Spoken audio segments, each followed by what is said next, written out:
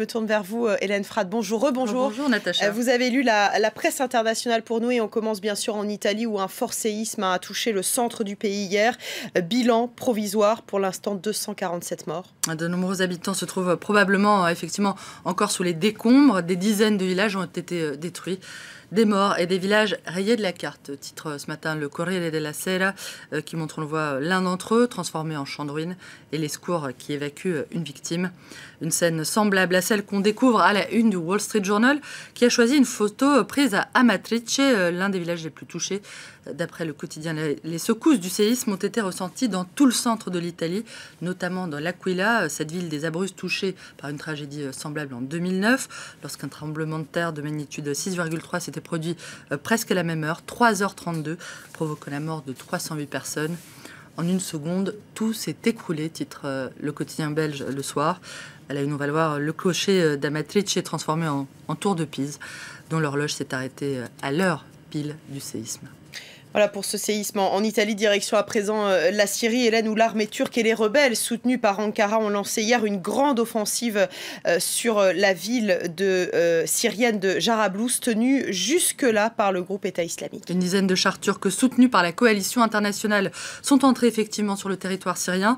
Et ce sont ces chars qu'on aperçoit à la une de l'Orient le jour. La Turquie frappe un grand coup en Syrie, annonce le quotidien libanais, qui parle d'une offensive éclair baptisée Bouclier de l'Euphrate.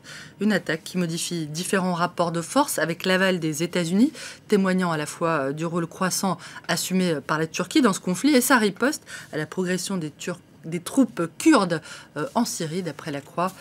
The Wall Street Journal, quant à lui, voit dans l'offensive d'hier un reset, une remise à zéro des compteurs diplomatiques liée à une approche plus pragmatique d'Ankara, dont les relations avec Washington seraient en train de se réchauffer. À la une de la presse ce matin également, l'ouverture aujourd'hui devant le Sénat brésilien du procès en destitution de Dilma Rousseff, la présidente brésilienne accusée de maquillage des comptes publics. Après la fête des JO, place à ce que la présidente brésilienne présente comme un règlement de compte politique, un coup d'État institutionnel. Une ligne de défense reprise, on le voit, par l'Humanité, qui dénonce un procès en sorcellerie et s'interroge finalement sur la crédibilité des accusateurs de Dilma Rousseff, des parlementaires dont la plupart ont eu maille à partir avec la justice pour des affaires de corruption. Je cite, l'opposition de droite cherche à évincer la gauche en usant de tous les prétextes, faute d'y être parvenue dans les urnes depuis 14 ans, accuse le journal. Libération évoque une dirigeante abandonnée entre chien et loup qui va se retrouver bien seule face à ses juges lundi prochain.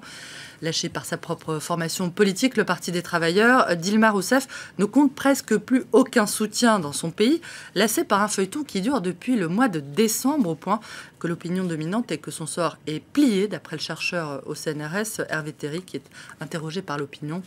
Il relève que certes, les gens sentent que la présidente brésilienne est la seule à porter le chapeau pour des malversations commises autour d'elle et qu'elle a accepté de couvrir, mais que cela a été d'autant plus mal accepté que le Parti des Travailleurs se présentait il y a 14 ans comme le parti de l'intransigeance, de l'honnêteté et de la lutte contre la corruption.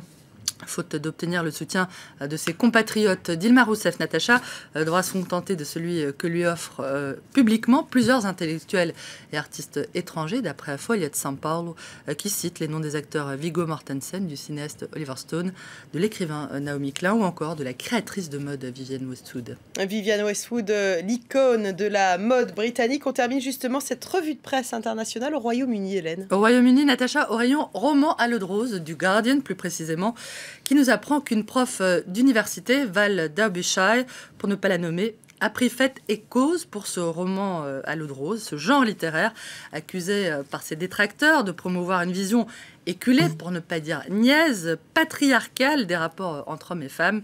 Que nenni, leur répond cette universitaire, qui juge au contraire que ces romans écrits par des femmes, pour des femmes, dans leur immense majorité, sont au contraire de véritables manifestes féministes. Pourquoi, me demanderez-vous? Entre autres parce qu'ils offrent aux femmes l'espoir de pouvoir changer les hommes, à l'image de ces héroïnes capables de transformer les partenaires les plus vils en créatures douces et énamourées. Je ne suis pas tout à fait sûre de la pertinence de l'argument, mais pourquoi ne pas laisser chacun et chacune lire ce qu'il aime. Quant à Val Derbyshire, je lui propose de lancer une pétition pour l'entrée au Panthéon de feu Barbara Cartland, qui était la reine du genre. Allez, pourquoi pas, Hélène Frade. Merci beaucoup pour cette proposition et cette revue de presse internationale.